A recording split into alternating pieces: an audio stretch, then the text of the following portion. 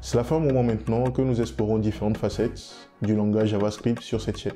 Mais nous n'avons pas encore abordé la manière de communiquer avec un serveur pour accéder à des ressources. Dans cette vidéo, nous étudierons l'API Fetch qui nous permet de réaliser des requêtes HTTP. Comme nous l'avons vu dans une précédente vidéo, le fait de faire une requête HTTP, c'est-à-dire d'accéder à une ressource sur le réseau, est une opération d'entrée-sortie. Et ceci se fait de manière asynchrone. Et qui dit asynchrone dit callback, promise ou async await. Cependant, l'API Fetch étant une API moderne, elle se base essentiellement sur les promesses. Et qui dit promesse dit async await. Pour pouvoir suivre cette vidéo, vous devez avoir une bonne connaissance des promesses, une connaissance basique du protocole HTTP et du format JSON, qui est l'un des formats d'échange des données les plus utilisés aujourd'hui sur le web. Si vous ne possédez pas ces prérequis, alors je vous recommande de consulter les vidéos précédentes sur ces sujets, dont vous trouverez les liens dans la description de cette vidéo.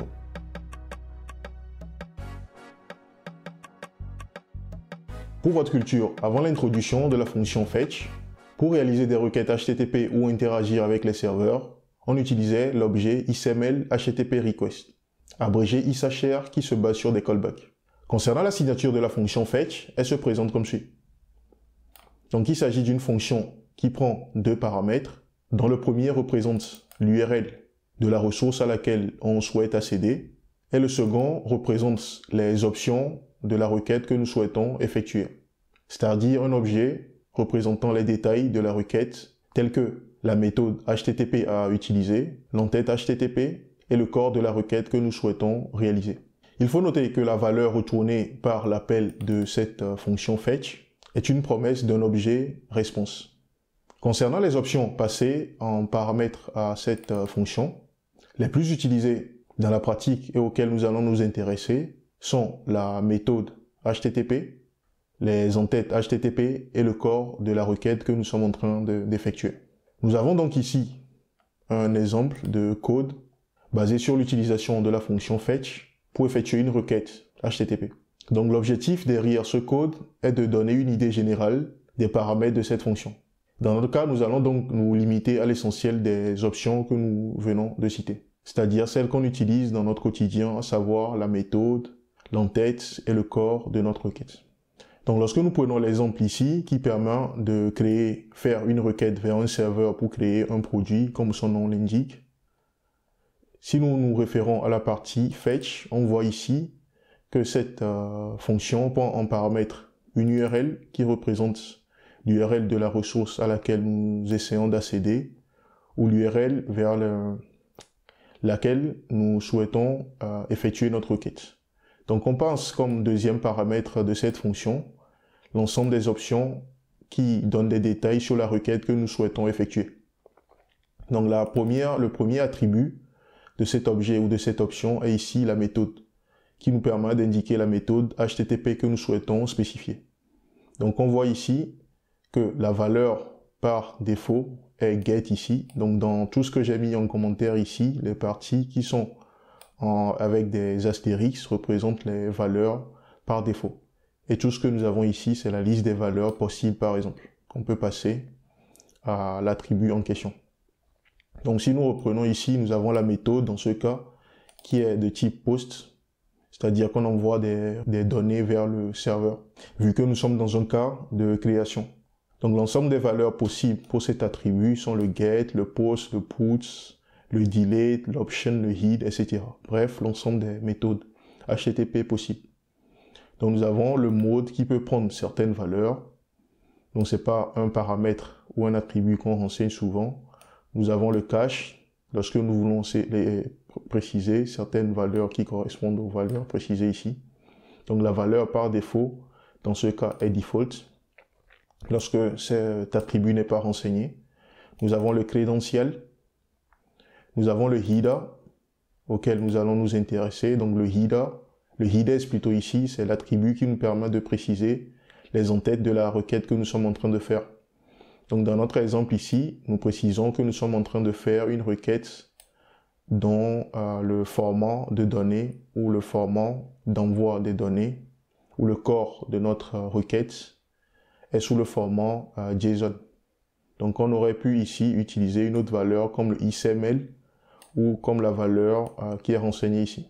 qui permet de représenter le format de données lorsqu'on utilise un formulaire HTML par exemple. Donc nous avons d'autres paramètres ici, en plus des paramètres déjà précisés. Mais le dernier paramètre qui nous intéresse plus, c'est le body. Donc il s'agit du corps de notre requête. Donc ce qu'il faut savoir ici, il faut s'assurer que le corps de notre requête est sous format JSON, sous forme de chaîne de caractères, mais JSON, respectant le format JSON. Donc ici on possède au Stringify pour changer l'objet data que nous avons ici sous un format JSON avant de l'envoyer au serveur pour éviter des erreurs, parce que ici nous avons un objet data qui est un objet JavaScript, mais il faut procéder à sa conversion vu que le format JSON valide. Pour un format JSON valide, on doit avoir par exemple des job codes autour des attributs comme ça pour que ça soit valide. Donc du coup, comme nous l'avons vu dans une précédente vidéo, donc le JSON Stringify nous permet de faire cette conversion avant d'envoyer la requête vers le serveur. Donc ici, il faut juste savoir que le body est fonction du content type, comme nous l'avons vu dans la vidéo sur le HTTP. Donc ici, vu que nous envoyons les données sous format JSON, c'est à cause de ça qu'on définit ici l'entête comme application JSON. Donc comme nous l'avons dit tout à l'heure ou vu tout à l'heure, c'est que lorsque nous faisons appel au fetch, cela nous retourne une promesse de réponse. Donc ici, vu que nous sommes dans un cas de await, ça veut dire que la réponse sera une réponse. Et cette réponse dispose de propriétés et de méthodes qui nous permettent de réaliser des traitements sur la réponse de la requête. Donc ce qu'il faut savoir ici, c'est que l'objet réponse dispose de plusieurs attributs et de méthodes.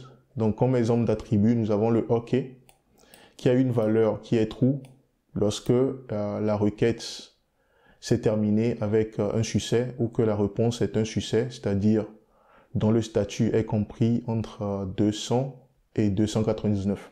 Donc cette valeur sera OK dans ce cas. Sinon, le OK ici cette valeur sera true dans ce cas lorsqu'on est dans le statut 200 à 299.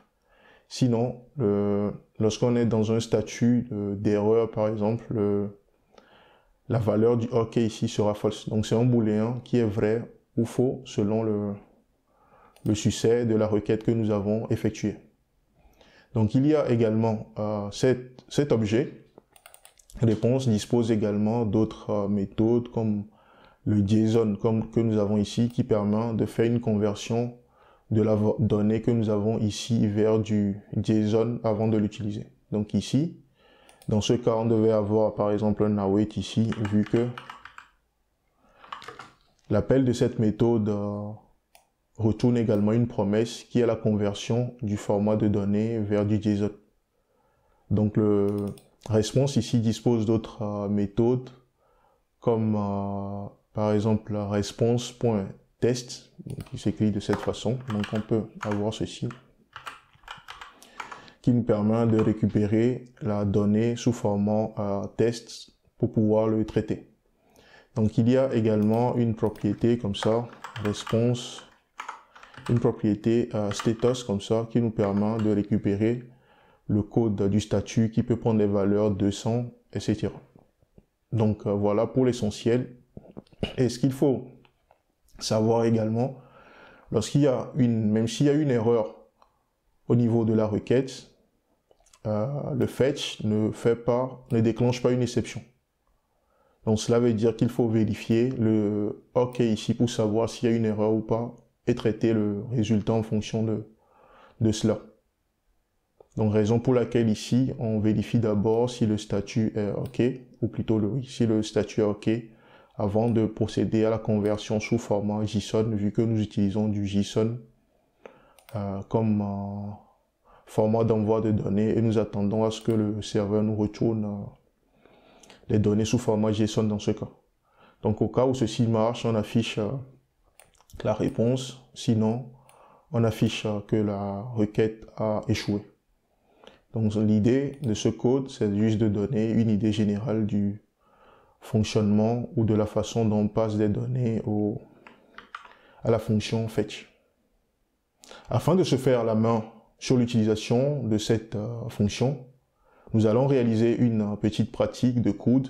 Et pour ce faire, j'ai mis en place un petit serveur en local, ici en utilisant le module JSON Server qui nous permet d'avoir un serveur en local en se basant sur un fichier JSON. Donc en démarrant l'application de cette façon, ou notre serveur local de cette façon, ça nous donne accès à une API sur ce endpoint que nous avons là. Donc du coup, si je passe par exemple dans mon outil de test et que je fais par exemple une requête pour la récupération des données, lorsque je prends une requête ici, supposons que je fasse par exemple ici localhost/user, donc ça me donne accès à une liste d'utilisateurs. Donc on va utiliser ceci pour faire des requêtes et traiter cela. Donc lorsque je vais accéder par exemple à l'utilisateur possédant l'ID 7, donc je peux faire un getID ici et mettre la valeur par exemple 7. Donc je fais la requête, on voit que j'ai bien le résultat. Donc ici je fais une requête en utilisant mon interface. Donc nous allons essayer de faire la même chose et traiter cela sur notre interface que nous avons là. Donc l'idée c'est de faire un petit CRUD. Lorsque nous allons cliquer sur le bouton Get All ici, l'idée c'est de récupérer la liste de tous les utilisateurs et de l'afficher ici en brut. Lorsque nous cliquons sur le delete user ici en renseignant une valeur ici qui correspond à l'ID de l'utilisateur, donc en cliquant sur delete, on doit supprimer l'utilisateur dont la valeur correspond à l'ID qui est passé en paramètre ici. Et lorsqu'on va faire le get all, donc on s'attend à ce que l'utilisateur en question dont l'ID était passé en paramètre ici, lorsqu'on a fait le delete user, que cela disparaisse de la liste. Donc lorsqu'on renseigne une valeur ici et qu'on fait get user, on s'attend à ce que l'information de l'utilisateur soit récupérée et affichée ici. Et enfin, lorsqu'on veut ajouter un utilisateur, il suffit de renseigner son prénom ici et de faire add user pour que l'utilisateur soit ajouté également côté serveur. De sorte que lorsqu'on fait après get all, que l'utilisateur ajouté ici soit dans notre liste finale. Donc nous allons essayer de mettre en place ces différentes requêtes. Et l'objectif étant de nous faire voir comment réaliser des requêtes de get, delete, post et tout ça. Donc si on se réfère maintenant au code que nous avons ici, donc il s'agit du code de l'application que vous êtes maintenant capable de comprendre avec les connaissances que vous avez jusque-là. Donc il s'agit d'une simple page HTML qui est constituée de certains éléments de formulaire. Donc nous avons l'élément nous permettant de renseigner l'ID de l'utilisateur dont nous voulons récupérer les informations ou supprimer. Les deux boutons d'action. Nous avons l'information sur l'utilisateur au cas où nous souhaitons ajouter un nouvel utilisateur. Nous avons le champ de saisie qui nous permet de renseigner les informations de l'utilisateur. Le bouton permettant d'ajouter l'utilisateur que nous avons renseigné. Et d'autres boutons d'action qui nous permettent de récupérer la liste de tous les utilisateurs. Pour chaque requête ici, nous avons un endroit où on peut mettre ici le statut correspondant au statut de la réponse que nous avons obtenue en faisant la requête. Et enfin, une zone dédiée à l'affichage des requêtes. Donc le code qui va nous permettre de manipuler le DOM ou de faire nos requêtes se trouve ici dans le fichier index.js. Donc si nous analysons un peu son contenu, donc il s'agit simplement de la récupération des boutons d'action pour pouvoir plus tard écouter les actions de clic sur ces boutons et effectuer des traitements spécifiques. Donc pareil ici, nous avons les deux champs de saisie qui ont été récupérés en utilisant leur ID. Nous avons également le formulaire qui est récupéré, je ne sais pas si on va l'utiliser. Nous avons les zones qui vont nous permettre de renseigner le résultat, c'est-à-dire la liste qui sera retournée ou les détails de l'utilisateur dont nous avons renseigné l'ID. Et puis la zone destinée au statut, à l'affichage du statut. Donc nous avons également mis en place un bout de code ici, déjà. Donc nous avons l'API que nous venons de voir ici. Donc il s'agit de cette API que nous venons de voir. Donc c'est les mêmes URL. Nous avons créé cela comme une constante afin de le réutiliser lors de nos requêtes. Donc nous avons également mis en place deux utilitaires fonctions ici. L'un nous permettant de renseigner un test qui sera automatiquement affiché dans la zone de résultats. Et un second utilitaire qui nous permet de renseigner une valeur qui sera affichée comme statut. Donc il s'agit de passer à ces valeurs, à ces deux fonctions pour pouvoir modifier le test content ici. Et la dernière chose que nous avons ici, c'est des sortes de to-do. Donc c'est ce que nous aurons implémenté. Donc il s'agit de l'écoute du clic sur les différents boutons que nous avons sur notre interface. Donc nous allons ici mettre en place les différents traitements pour pouvoir atteindre l'objectif que nous nous sommes définis, ou nous sommes fixés. Donc si je reviens ici, la première chose que nous allons faire, c'est de faire le fetch, de sorte à récupérer la liste de tous les utilisateurs lorsqu'on clique dans un premier temps sur le bouton Get All. Donc il s'agit d'insérer le code dans ce callback que nous avons mis en place ici, ou ce handler que nous avons mis en place là. Donc je vais commencer ici par faire un fetch. Donc je fais appel à mon fetch. Je lui passe l'URL en question que nous avons défini. Donc dans notre cas, il s'agit de API URL. On va ensuite passer la liste des options. Donc dans notre cas, nous avons essentiellement à préciser la méthode. Donc c'est le get par défaut. Donc en principe, pas besoin de spécifier encore cela. Est-ce qu'on a une en-tête particulière à préciser? Non. Est-ce qu'on a un body spécifique à préciser? Non. Donc du coup, je peux laisser tout ceci, même par défaut, et ne pas préciser ces paramètres. Donc on va se dire que ici, ceci représente la requête que nous faisons vers le serveur.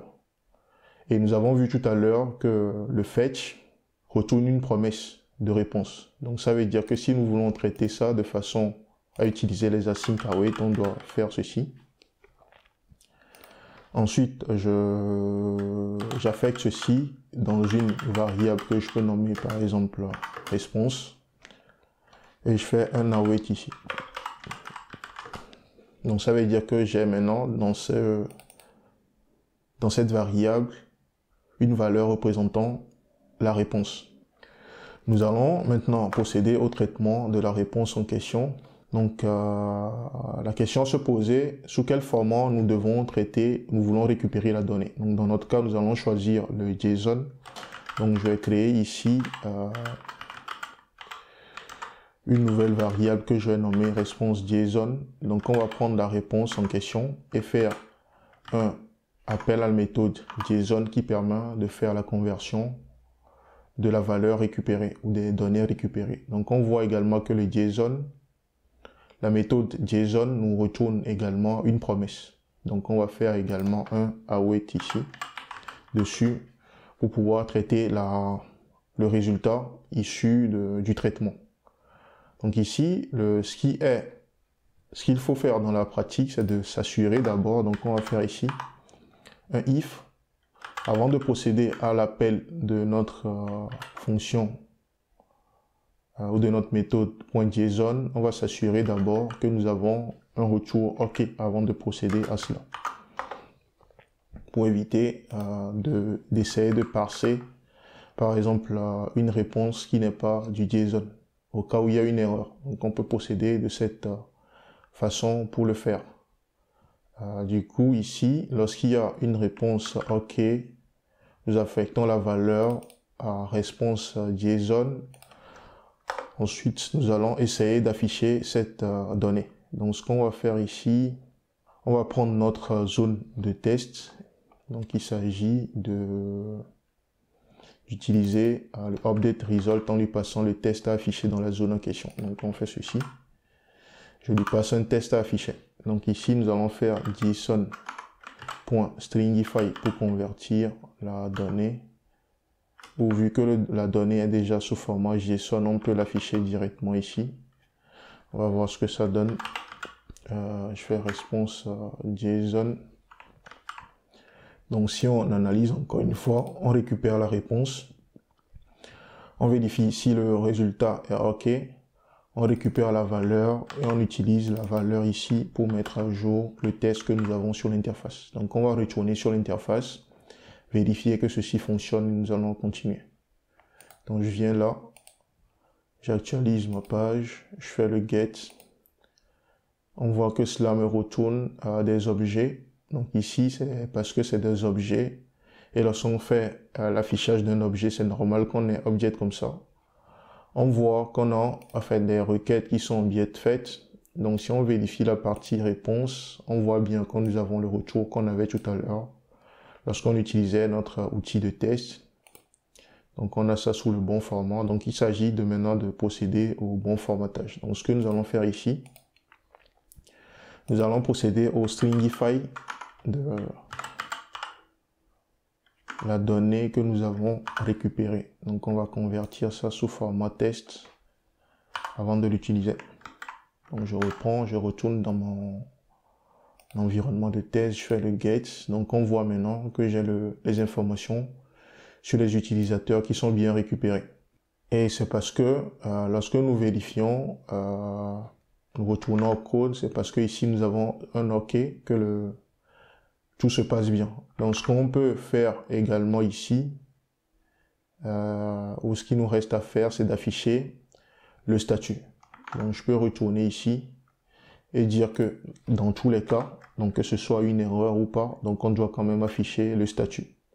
Donc je vais faire appel à mon update status ici, qui est la fonction ici qui fait la même chose que la précédente, juste que dans ce cas il met à jour le statut au lieu de mettre à jour la réponse. Donc du coup je vais faire ceci et dire que ça fait response.status comme ça. Donc on va voir ce que ça donne. Je retourne là, j'actualise ma page, je fais un get. Donc on voit que le statut correspond à 200 et j'ai le résultat de la requête qui est affichée là. Nous allons maintenant essayer d'implémenter la suppression et la récupération ou la récupération de la donnée ou des détails d'un utilisateur. Donc ici, on va procéder à la saisie de l'ID correspondant à l'utilisateur et faire un get pour récupérer et faire un get lorsqu'on veut récupérer la valeur ou delete lorsqu'on veut supprimer la valeur. On veut le supprimer. Donc je reviens là. Je vais procéder comme tout à l'heure. Donc je vais implémenter juste le delete ici. Donc, je fais un fetch également. Je procède à la création de l'URL en question. Donc ici je vais utiliser l'interpolation. Donc il nous faut passer en paramètre l'URL. Donc d'abord le API URL qu'on va concaténer avec l'ID de l'utilisateur. Donc il faut qu'on saisisse ici un user ID qui va correspondre à l'ID de l'utilisateur. Donc c'est comme si on faisait ceci. Si je reviens ici, pour supprimer ou accéder à un élément, c'est comme si on ajoutait ceci à la fin de l'élément de l'URL. Et ceci représente l'ID de l'utilisateur. Donc c'est ce qu'on essaie de mettre en place. Donc je retourne là. C'est bon pour l'URL. Oui, il me faut maintenant récupérer l'ID, le user ID en question. Donc ça aussi, nous savons le faire. Donc il me suffit de récupérer l'élément en question, c'est-à-dire l'input ici, et de faire un point value dessus pour récupérer la valeur courante. Donc je vais juste ici récupérer mon user ID qui représente cet élément. Je suis où? Ok, donc du coup je fais ceci. J'ai recopié des choses en trop. Donc il s'agit de récupérer le user input, de récupérer sa value dans ce cas. Ici ce que nous allons faire, donc dans un premier temps, je vais juste, oui, pas besoin de l'afficher, c'est bon. Donc on récupérait le user ID, on fait la concaténation. Et on met en place maintenant notre requête. Donc on va procéder comme tout à l'heure. Donc on va dire que ceci représente notre réponse. On fait un await dessus. Donc ce qui demande à ce qu'on fasse async ici. Là c'est bon pour la réponse. Donc on va traiter maintenant la réponse. Donc on va se dire si nous avons un OK, alors on fait quelque chose. Et ce quelque chose, c'est un peu comme ce que nous avons déjà fait ici. Donc on va récupérer le même code et l'utiliser. Ok, pour le statut également, on va faire pareil. Donc après, on peut même mettre en place une autre fonction qui permet de faire tout ceci. Donc on met ceci en place. Donc ça veut dire que si on veut supprimer un élément et que cela marche, on va, si nous voulons accéder aux informations d'un élément, si les informations sont disponibles, donc on les affiche. Donc ce qui nous reste à faire, qu'on n'a pas fait ici, c'est de traiter le cas d'erreur. Donc on aurait pu traiter ça également ici pour le cas du get, mais nous ne l'avons pas fait. Mais dans le cas de l'erreur, il se peut par exemple qu'il y ait une erreur K104 lors de la suppression de l'élément. Ici, je suis en train d'implémenter le delete au lieu du get button. Donc du coup, ce que je vais faire ici pour rester dans la logique, je vais juste déplacer tout ceci. On met tout ça là. Donc je déplace également mon async pour le moment. Ok, donc ça c'est le cas où ça marche bien. Donc le cas où ça ne marche pas, ce que nous allons faire, nous allons procéder à la conversion de la réponse vers du test et l'utiliser. Donc on va se dire que dans ce cas, au lieu de faire .json, on va faire .test. On récupère la réponse comme étant du test et on va ensuite l'afficher. Donc on va tester cela pour voir ce que ça donne. Du coup ça, je suis dans le cas du get. Donc on retourne là. Je fais d'abord un get all. Ça fonctionne. J'actualise d'abord ma page. Je fais un get all. J'ai les données qui sont là. Donc supposons que je veux récupérer les données sur cet utilisateur. Donc son ID c'est 7 dans ce cas. Donc il me suffit de mettre 7 ici. Et de faire un get user. Donc on voit que la valeur est bien récupérée. Il s'agit de cette requête que nous avons fait là. Donc on peut voir les détails de la requête. On voit que c'est du get par défaut. Que le résultat c'est du 200. On peut faire un preview ici. Maintenant supposons que nous mettons une valeur ici qui ne... Refaisons le get. Donc on voit qu'il y a des utilisateurs dont l'ID est 7 et puis 13. Maintenant supposons qu'on mette ici 73 qui ne correspond pas à une valeur d'utilisateur existant. Donc si je fais le get ici, je m'attends à avoir une erreur K104. Donc si je fais ceci, donc on voit que j'ai une erreur K104 effectivement et que le résultat est un objet vide. Donc si je regarde un peu ici, donc le résultat c'est quand même bon, le test, le statut est le K104 auquel on s'attendait. Donc le résultat on va voir un peu ici. Donc c'est parce que le serveur local que nous utilisons, lorsque il y a une erreur, donc K104, ça nous retourne une valeur comme ça. Donc du coup c'est à cause de ça qu'on a ce comportement. Donc du coup je fais ceci, j'actualise, je reteste une fois, je fais 23 par exemple, je fais get user. Donc on a une erreur K100. Lorsque je prends ceci, que je vérifie, et donc du coup, oui, la valeur c'est un objet, donc un objet vide. Donc du coup, nous avons le résultat qui nous est retourné par le serveur.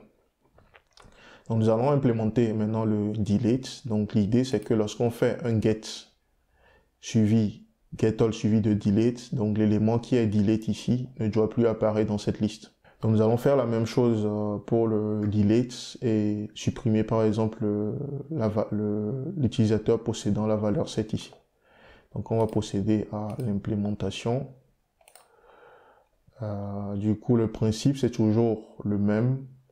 Donc, ce que je peux faire ici, c'est de récupérer simplement ce code et de modifier cela pour qu'on n'ait pas à tout taper et de modifier seulement les options dont nous avons besoin. Donc là, le delete, on sait que ça fonctionne à peu près comme le get, c'est-à-dire que ça se base sur des ID. Maintenant, la seule chose que nous allons modifier ici, ce sont les options. Vu que là, nous voulons faire une requête, mais la méthode, dans ce cas, c'est du delete. Donc, on va mettre ici delete comme ça pour pouvoir effectuer une suppression. Donc, tout le reste du code va toujours être fonctionnel. Donc, je reviens là. J'actualise ma page. Je mets une valeur, par exemple, 3. Je fais delete user. Donc, on s'attend effectivement à avoir une erreur cassant.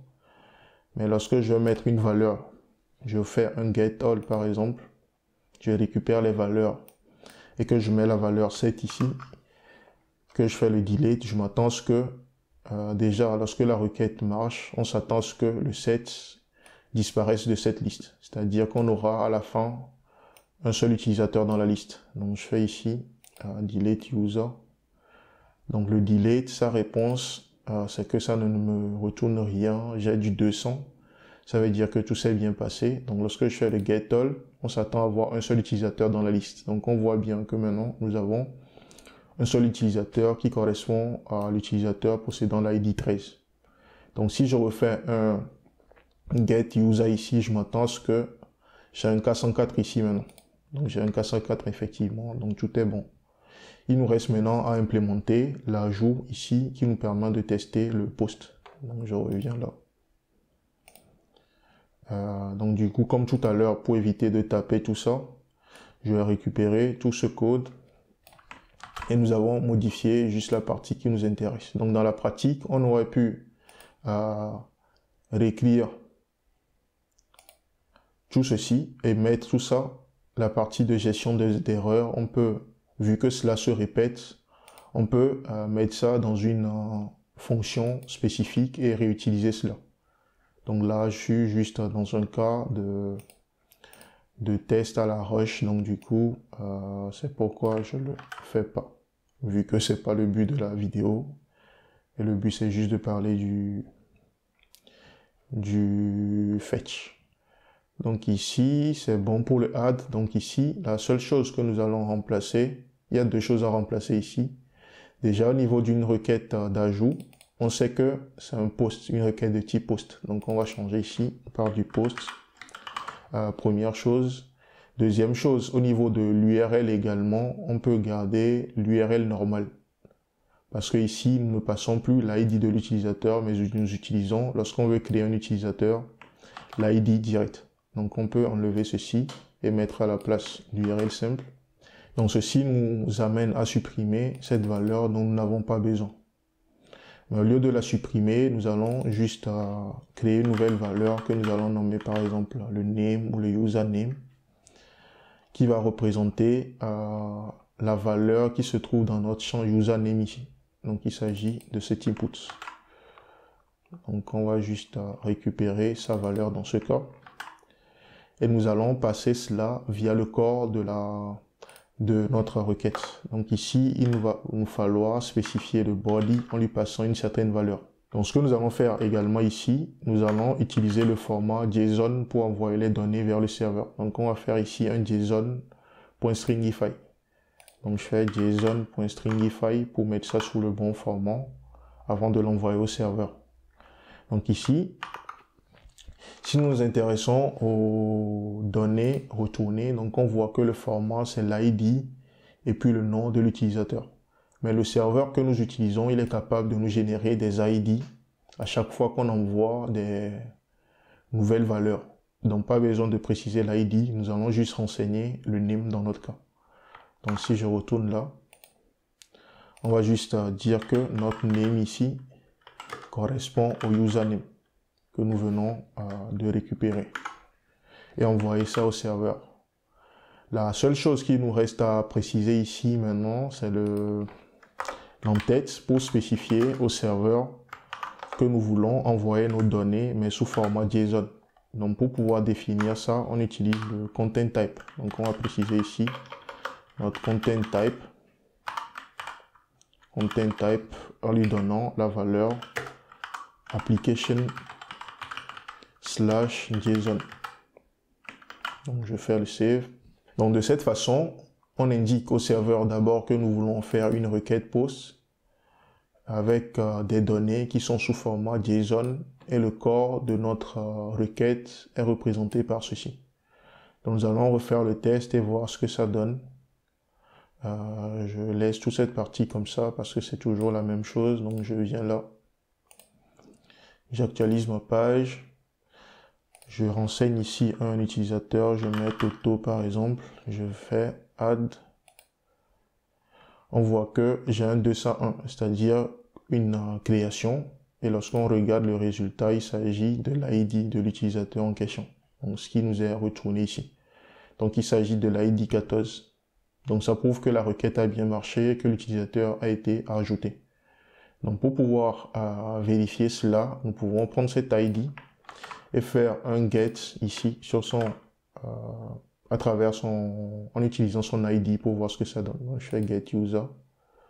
Ça me donne juste la valeur ID égale à 14. Donc, je m'attends à ce que j'ai en principe un objet avec le name. Mais j'ai pas ça, donc on va vérifier ce qui n'a pas marché. Déjà, je réactualise ma page. Je renseigne une valeur qui est par exemple Toto. Je fais add new. Nous allons vérifier ce qui est envoyé vers le serveur. Donc, si on regarde la partie payload qui représente les données envoyées, nous avons bien la valeur Toto qui est envoyée. Ok, on va voir le type de la requête. C'est une requête de type POST. Et lorsqu'on vérifie l'entête, il fait la requête vers /user. Les payloads sont bonnes. Ok, et nous avons la réponse qui est l'ID 15. J'ignore pourquoi j'ai pas la bonne donnée comme retour lorsque je fais le get ID, mais je vais faire une get all ici pour voir ce que ça donne. J'ai juste les ID qui sont retournés là. Ok, je vais analyser un peu. On a vu tout à l'heure que tout était bon ici. Application JSON, c'est bon. Ah, j'ai remis le content ici. Content type. Ok. Donc, c'était ça le problème. Donc, je reviens. Je reteste. Donc, ça veut dire que le serveur ne reconnaissait pas le contenu qu'on envoyait. Donc, du coup, je refais. Je viens là. J'ajoute un nouvel utilisateur que je vais nommer test 1 par exemple. Je fais add. Et là, on voit maintenant que le serveur prend bien en compte la donnée que j'envoie. Et j'ai bien le statut 201. Donc, si je prends maintenant cet ID et que je vais faire une requête de get ici, donc j'ai bien la donnée qui m'est retournée avec la bonne valeur. Donc, si je refais un get all ici, j'ai toute la liste complète et je peux maintenant supprimer les éléments qui n'ont pas les bons ID. Donc, je fais un delete ici. Si je refais un get all, donc j'ai le ID 14 qui a disparu. Donc, je fais pareil ici. Je fais delete. Si je récupère, ok. Donc, du coup, nous avons maintenant tout qui est fonctionnel, nos différents boutons qui marchent bien. Donc, on vient d'apprendre à utiliser le fetch pour réaliser des requêtes HTTP. Donc ici, un dernier test pour montrer le cas des erreurs. Donc supposons que ici, je ne sais pas si mon serveur va le faire, mais supposons que j'envoie directement un objet ici. Donc ça, c'est pour montrer la gestion des erreurs. Donc supposons que j'envoie un objet directement ici. Donc ça veut dire que cette donnée n'est pas sous le bon format. Donc si j'envoie ça vers le serveur, je vais avoir une erreur de la part du serveur lorsque je fais le add. Donc on va tester cela et voir comment nous pouvons gérer le cas d'erreur si c'est pas bien géré avec le code que nous avons ici. Donc je fais ceci. Donc on voit que nous avons une erreur K100 et vu que nous avons mis en place ici, nous avons dit ici que lorsque la réponse n'est pas OK, on a dit ici lorsque la réponse n'est pas OK, donc on récupère les données sous format textuel et affiche ça dans la zone de résultat. Donc c'est ce qui explique le fait que nous avons ce résultat. Donc c'est bon dans notre cas. Donc ce qui explique le fait que tout ceci a été converti. La réponse ici a d'abord été convertie vers du test et ensuite affichée dans notre zone réservée à l'affichage des messages d'erreur. Donc on voit que c'est le même test que nous avons ici qui est affiché. Donc voilà de façon générale pour l'utilisation du fetch et comment on peut l'utiliser pour traiter des requêtes HTTP. Donc j'espère que vous avez appris quelque chose à travers cette vidéo. Si c'est le cas, alors n'hésitez pas à la liker. Et si vous souhaitez revoir d'autres vidéos comme celle-ci sur des sujets en rapport avec le développement web de façon générale, n'hésitez pas à souscrire à la chaîne et activer la notification. Je vous donne rendez-vous chaque jeudi pour de nouvelles vidéos.